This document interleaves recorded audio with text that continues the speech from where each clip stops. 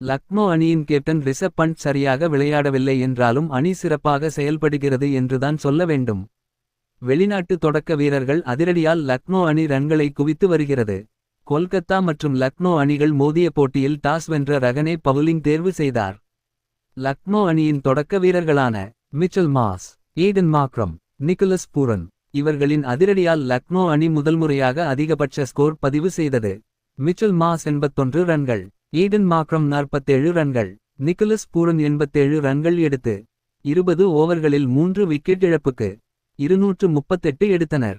2025 IPL-இல் toss வெற்றி பெறும் பல கேப்டன்கள் பவுலிங் தேர்வு செய்கின்றனர். அவ்வாறு செய்தவர்கள் தோல்வியடைந்து தான் இருக்கிறார்கள்.